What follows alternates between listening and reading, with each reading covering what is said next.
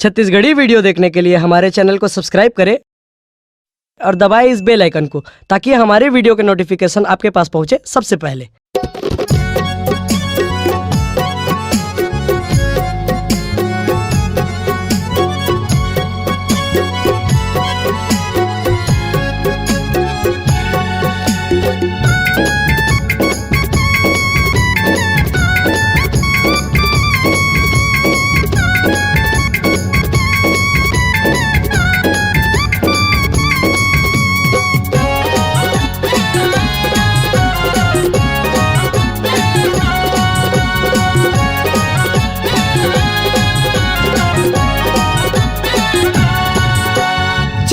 चौक के एक चौक है, नाम है मंडली पारा।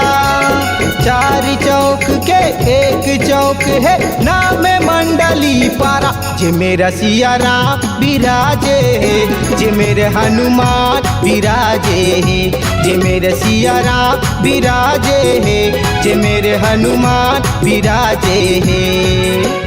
चार चौक के एक चौक है, नाम है मंडली पारा।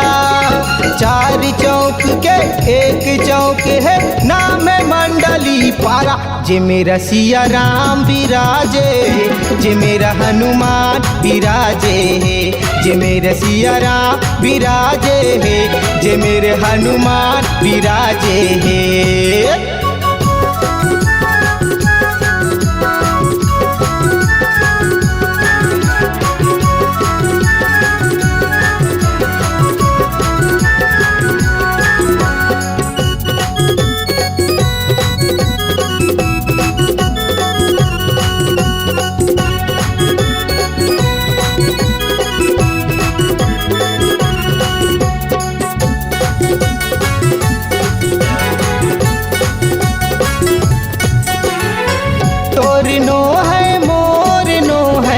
सबके भगवान हाँ, धन दौलत पैसा कौड़ी माँ नहीं पावस तै रामला।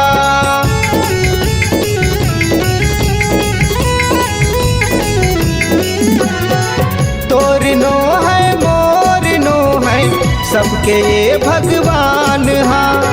धन दौलत पैसा कौड़ी माँ नहीं पावस तै रामला। कढ़ा बोरी काबर बने तै, सब देहे भगवान हाँ। झन समझ में देखत नहीं है, देना पर ही जवाब ला। झन समझ में देखत नहीं है, देना पर ही जवाब ला। जे मेरा भोलेनाथ विराजे है, जे मेरा अष्टभुजी विराजे है। जे मेरा पार्वती विराजे है, जे मेरा गणपति विराजे है।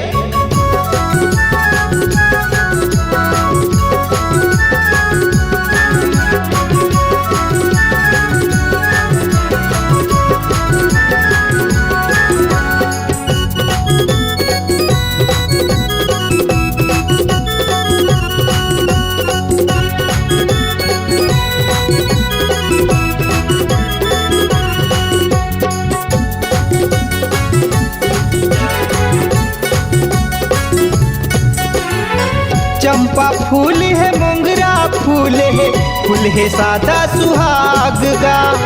राधा कृष्णा फूल फूले है, फूल फूले है मंदार गा।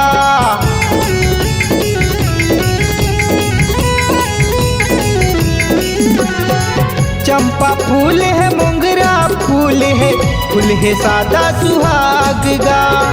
राधा कृष्णा फूल फूले है, फूल फूले है मंदार गा। चारों को नामा महावत हावे, लागे स्वर्ग दुआर गा। तोर दरस भर जम्मो आथे, लइका आऊ सियान गा। मन के मनोरथ पूरा हो जाते, पाते सुख भंडार गा। जे मेरे राधा कृष्णा विराजे है, जे मेरा सरस्वती विराजे है। जे मेरे राधा कृष्णा विराजे है, जे मेरा सरस्वती विराजे है। चार चौक के एक चौक है, नाम है मंडली पारा। चार चौक के एक चौक है, नाम है मंडली पारा। जे मेरा सिया राम विराजे है, जे मेरा हनुमान विराजे है, जे मेरा भोलेनाथ विराजे है, जे मेरा अष्टभुजी विराजे है, जे मेरे पार्वती विराजे है, जे मेरा गणपति विराजे है, जे मेरा सिया राम विराजे है, जे मेरा हनुमान विराजे है, जे मेरा सिया राम विराजे है, जे मेरा अष्टभुजी विराजे है। अगर आप अपनी आवाज को एक नया आयाम देना चाहते हैं तो चले आइए मल्टी ट्रैक डिजिटल रिकॉर्डिंग के लिए संपर्क करें HK म्यूजिक कंपनी, कोटा डबरी, चांपा, छत्तीसगढ़। मोबाइल नंबर है 9329238487 और 8085380339।